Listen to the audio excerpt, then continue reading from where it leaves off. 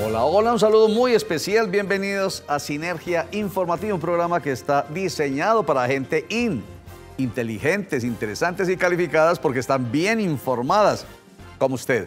Personas que saben para qué es la información política, administrativa y de interés general. Las ramas del poder público que hacen parte de nuestro Estado de Derecho están siempre presentes en las decisiones más cercanas al ser humano. Todas. Las que tienen que ver con la seguridad, con la salud, las que tienen que ver con la educación, con el empleo, con todo, hasta con el mero hecho de conducir. Las ramas del poder público, recordémoslo siempre, están el Ejecutivo, Presidencia de la República, Gobernaciones, Alcaldías, está el Legislativo, Congreso de la República y el Judicial, que tiene que ver con las altas cortes, como por ejemplo lo que vamos a tocar hoy, Corte Constitucional. Bueno, entonces hecha la introducción de siempre, hacemos la presentación de nuestro invitado para que pongamos en práctica lo que siempre decimos aquí. Hasta el aire que respiramos tiene que ver con decisiones políticas y administrativas. Germán Guerrero, él es abogado penalista, bienvenido. Muchas gracias, Roger. Bueno, estamos hoy prestos a entrar a debatir este tema que se ha vuelto controversial en el país. ¿Cuál tema? El tema de las fotomultas, técnicamente llamadas fotodetecciones, que se están poniendo en práctica en nuestro país desde hace 13 años aproximadamente. Pero ahorita, recientemente, aparece un nuevo elemento. Es que la Corte Constitucional declaró inexequible, inconstitucional, un parágrafo de un artículo de la ley que tiene que ver con las cámaras de fotodetección en el país. Y entonces eso ha generado un montón de ruido. A ver si usted me ayuda, para yo no hablar demasiado, a recordar qué fue lo que dijo la Corte Constitucional. Bueno, claro que sí. Básicamente, la decisión que saca la Corte Constitucional, que es de fecha 6 de febrero del presente año, establece y declara inexequible el parágrafo primero del artículo 8º de la Ley 1843 del año 2017. Sí. ¿Qué establecía ese parágrafo primero? Establecía un vínculo de solidaridad entre el propietario del vehículo y el conductor del mismo, de tal forma que cuando alguien era sancionado por medio de las cámaras o los sistemas de cámaras de fotodetección, pues indiscutiblemente la multa, ¿a quién le iba a llegar?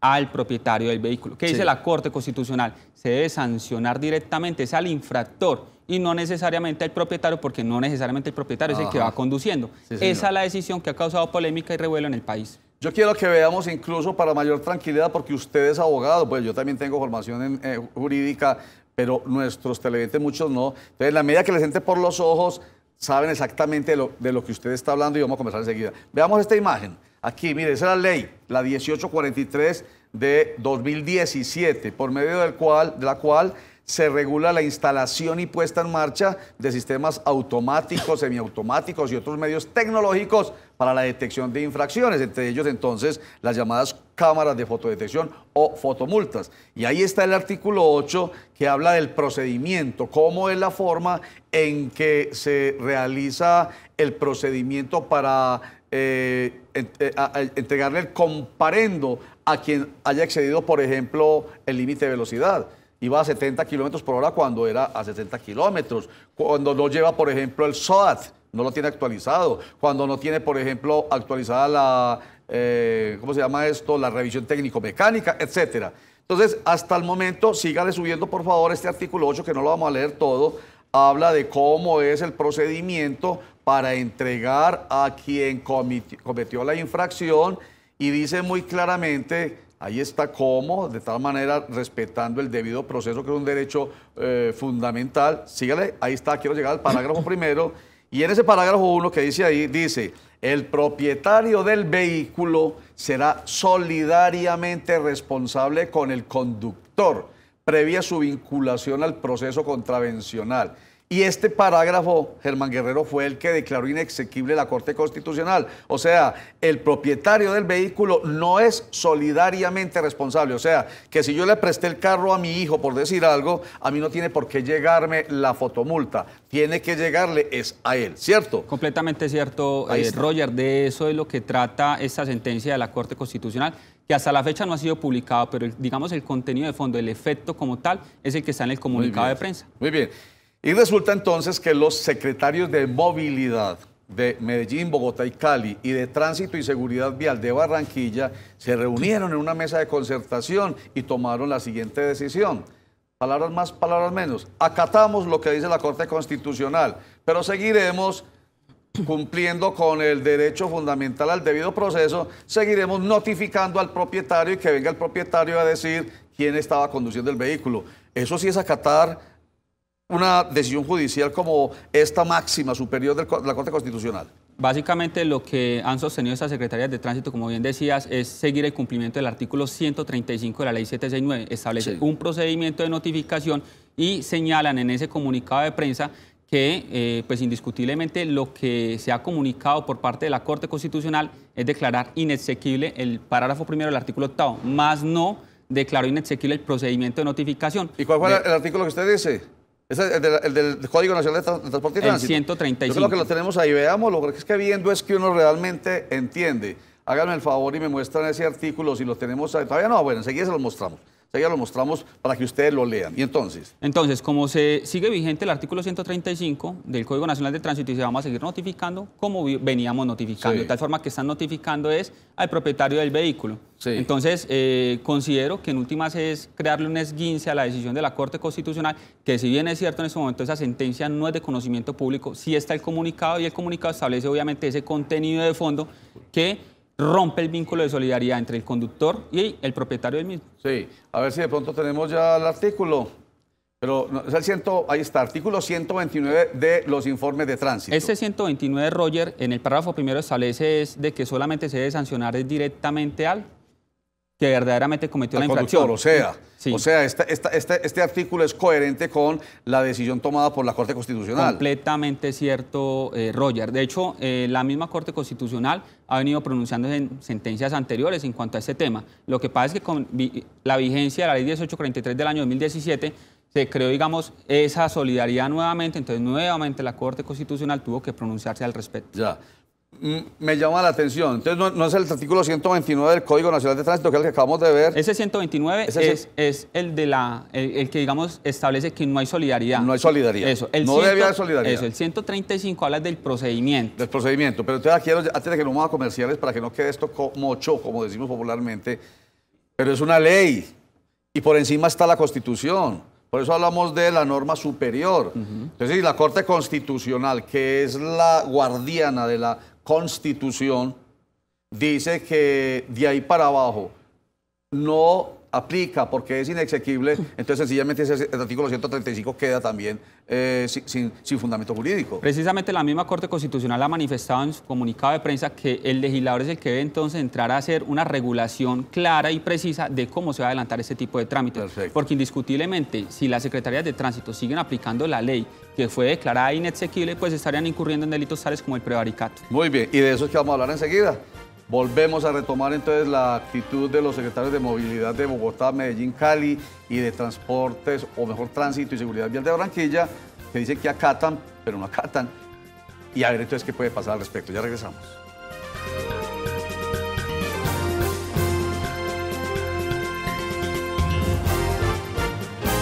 Atención, distribuidores, constructores, mayoristas. De Corbeles tiene la solución.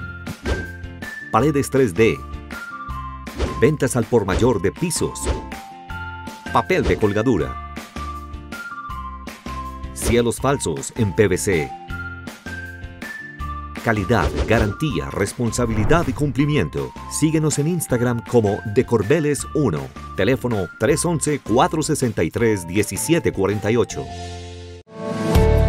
Jack Producciones, con más de 10 años de experiencia en desarrollo y producción de contenido audiovisual para canales de televisión, plataformas digitales, circuito cerrado de televisión, streaming de eventos en vivo, grabación remoto para radio y televisión, postproducción, animación 2D y 3D, comercialización y producción de piezas audiovisuales con carácter comercial.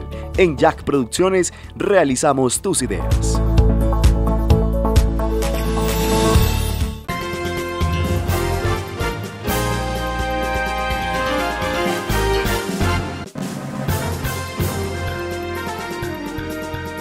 Estamos conversando con Germán Guerrero, él es abogado penalista y con él estamos analizando la situación que se ha suscitado después de que la Corte Constitucional ha dicho, mediante sentencia que todavía no conocemos, pero sabemos cuál es la intención de la misma, que no es solidario el propietario, y lo digo así masticadito para que no nos quede duda, no es solidario el propietario del vehículo con el conductor. La fotomulta tiene que ir dirigida a quien iba conduciendo el vehículo en el momento de la infracción. Así que no se le puede llevar el comparendo al propietario, no, ni más ni menos. Pero los secretarios de movilidad, vuelvo y digo, de Cali, Medellín y Bogotá, Barranquilla, y el secretario de Tránsito, sé que no es como un preciso de qué clase de secretaría es, y de Seguridad Vial de Barranquilla, dicen que acatan, pero que seguirán enviando las notificaciones a los propietarios, como quien dice, no acatan. Entonces usted mencionó un delito, hace un instante antes de que nos fuéramos a comerciales, el prevaricato. ¿Por qué? ¿En qué consiste? básicamente estarían incurriendo en prevaricato porque estarían tomando decisiones, resoluciones. Cuando hablamos de temas de comparendo, fotomultas, se le cita a la persona, pero se llama comparendo, para que comparezca ¿a qué? A una audiencia que tienen que desarrollar, en el caso de la ley 1843 del año 2017, en el año siguiente. Sí. En esa audiencia se va a tomar una decisión si usted se declara contravencionalmente responsable o no. Si lo declaran contravencionalmente responsable, sale una resolución.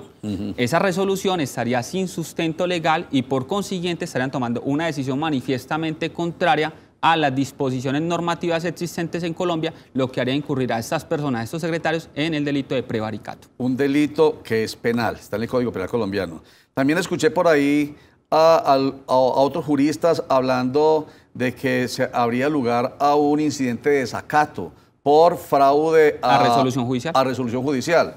Esa es otra manera, digamos, de atacar jurídicamente el desacato de los secretarios que hemos mencionado. Atacar, digamos, ese desacato por parte de estos secretarios de tránsito se puede también ir por esa vía del fraude a resolución judicial y adicionalmente, Roger, como son servidores públicos, entonces esa investidura que tienen como tal permite acudir ante la Procuraduría e interponer las respectivas denuncias para que se investiguen disciplinariamente. Ajá. Porque el artículo 243 de la Constitución Política establece que las decisiones de la Corte Constitucional, pues indiscutiblemente en este caso hacen tránsito a cosa juzgada constitucional, por consiguiente son de estricto cumplimiento.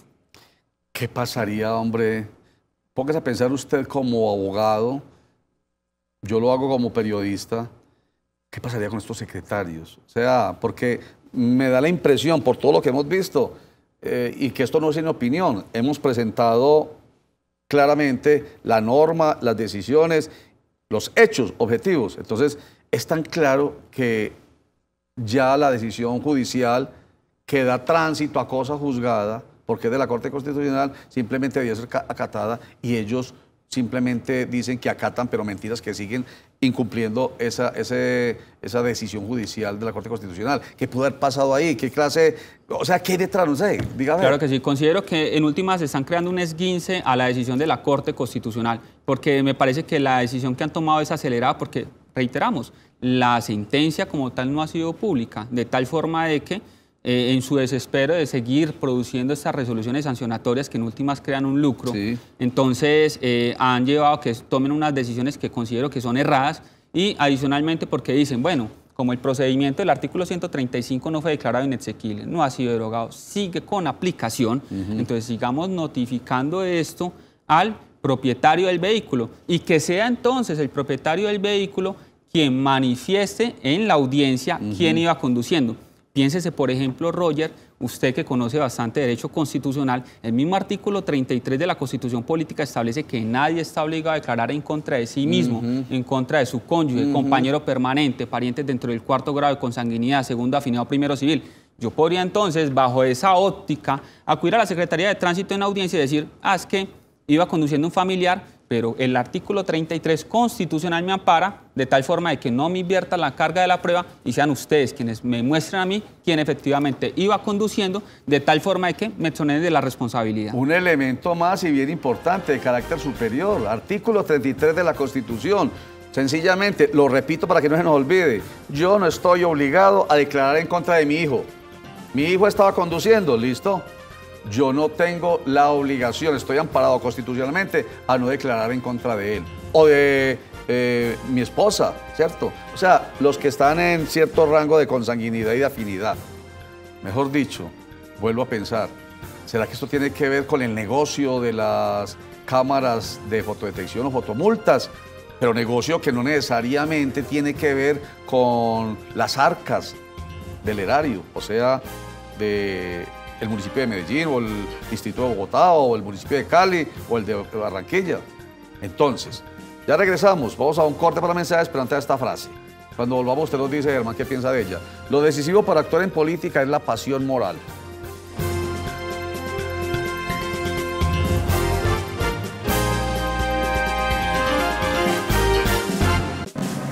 Hola, soy René Higuita. Por la pelota Marco, la sacó Higuita en una locura, una maniobra increíble. Esa bola estaba en el... Y mando un saludo al canal CNC. Fuerte abrazo.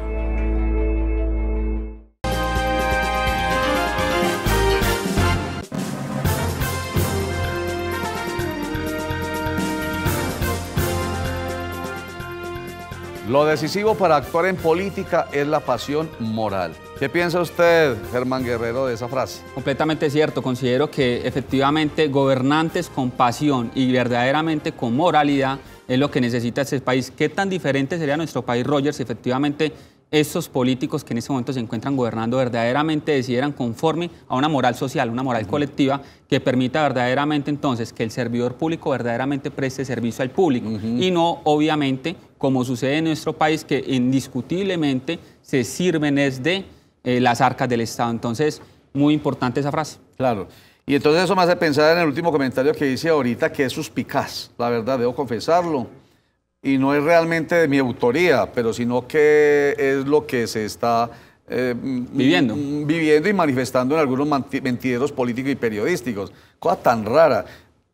Con el abogado Germán Guerrero hemos llegado, yo creo que a la conclusión de que los secretarios de Movilidad de Bogotá, Cali y Medellín y el secretario de Seguridad Vial y Tránsito de Barranquilla debieron siquiera esperar que el fallo se conociera, no el comunicado de prensa de la Corte Constitucional sobre el tema que estamos tratando. Corren a hacer una mesa de trabajo para salir a, entre comillas, desacatar lo que la Corte Constitucional planteó. Entonces, lo de los mentiros políticos es, ¿qué tendrá que ver el negocio en que se ha convertido, porque eso sí es cierto, el tema de las fotomultas para particulares? Porque obviamente lo explotan particulares. Entonces, ¿qué tendrá que ver? Ahí es donde está la suspicacia. Claro que sí. Miremos, por ejemplo, que la Secretaría de Tránsito de Villavicencio suspendieron este sistema de cámaras de fotodetección. ¿Por qué? O sea, porque ellos sí lo acataron. Es correcto, porque es que la decisión de la Corte Constitucional, al permitir, digamos, que solamente sea notificado en este caso el infractor, y como no tienen la forma en este instante de individualizar al infractor, por ejemplo, piénsese el conductor que va en su moto y lleva casco. Muy complejo, ¿cierto? Entonces, ellos ¿qué dicen? No vamos a prevaricar.